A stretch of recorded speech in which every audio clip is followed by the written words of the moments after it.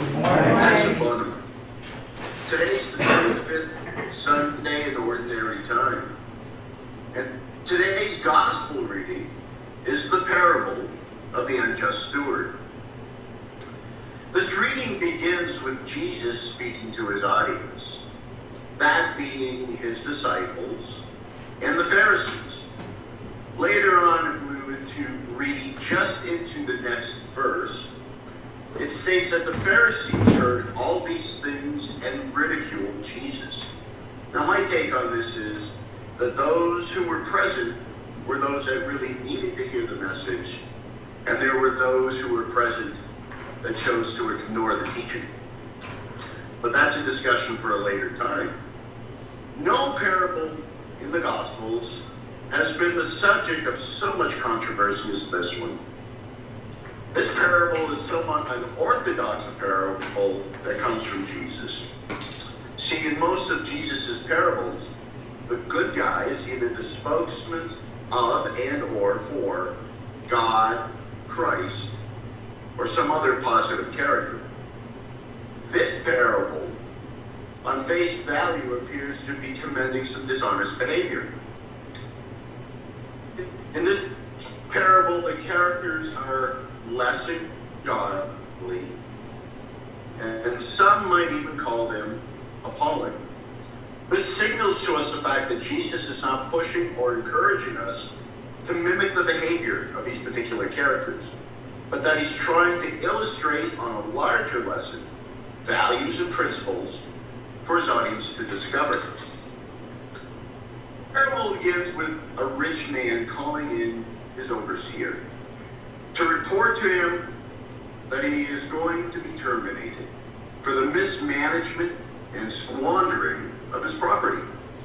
The steward in the parable was probably a slave or a freed man, and the steward managed the resources of his master and had authority over all the master's funds and properties and could transact business in the master's name. For this relationship to work, the master requires the utmost level of trust in his steward. For the agreements that the steward signs with the debtors were therefore binding to the masters.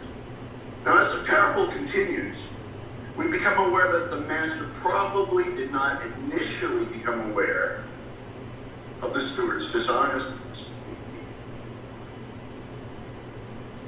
And then the steward is released from his position for apparent mismanagement of funds and not fraud.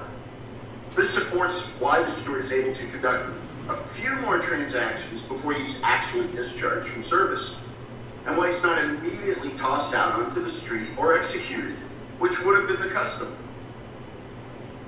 The steward soon realizes that he's about to become unemployed and quickly makes some shrewd business deals behind his master's back by reducing the debt owed by several of the master's debtors.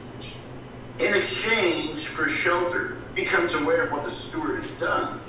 He doesn't become upset, but just the opposite. Instead, he commends him for his cunning and prudence.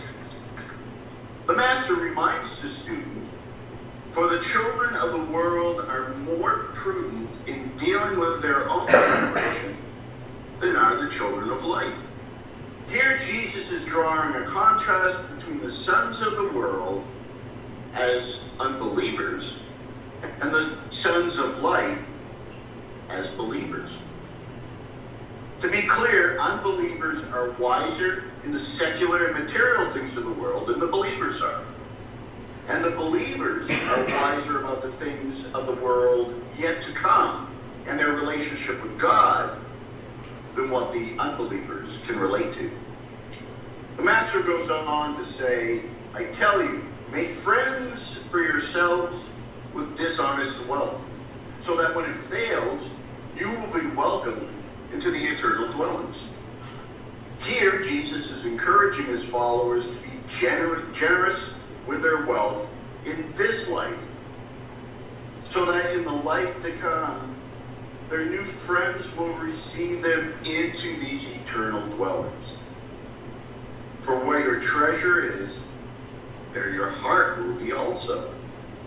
The master then goes on to say, the person who is trustworthy in very small matters is also trustworthy in great ones.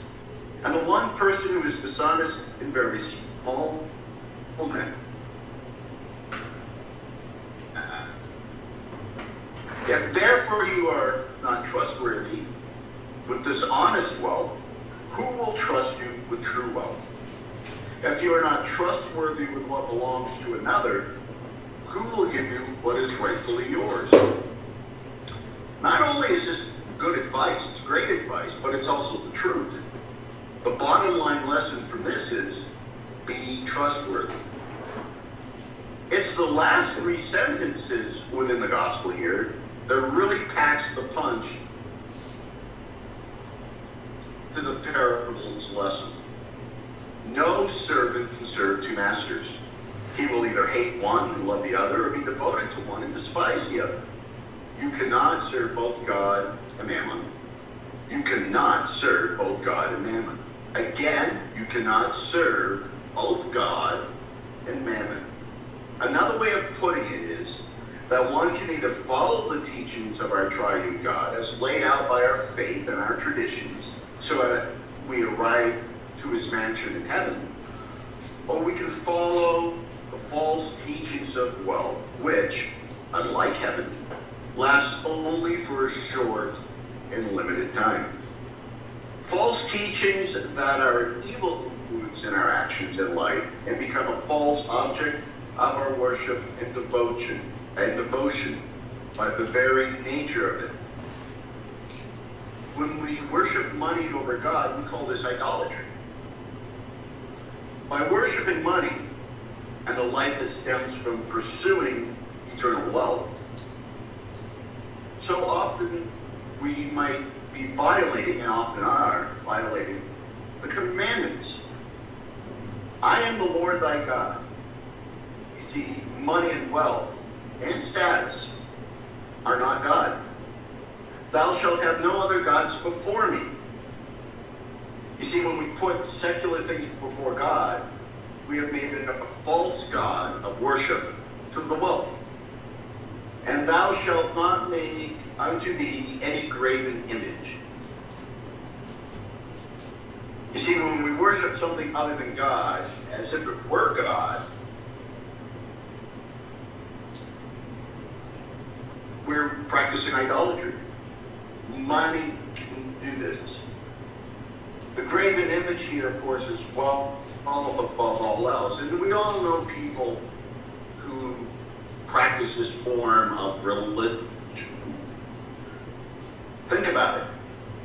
Jesus, his point in sharing this parable is simply to show us what the purpose of money is really for. Jesus invites us to realize that, first, our money isn't really ours. We're not going to take it with us. We're simply managing it for its real owner, God. If God is our master, then our wealth is at his disposal. Now, how do we earn our money? Is it lawful? Is it honest? Is it ethical? Now, of course, we've got to pay our bills to live and to eat. But to do so, we must do it with modesty, humility, and honesty. Jesus wants us to use the monetary resources that we have and can spare to reach out and help others. The end result will be a friendship that endures well into eternity. For the souls we reach in this world will come to us into his eternal home someday. So remember to act justly, love with mercy, and walk humbly with God. Pax bonum, peace and good to you all.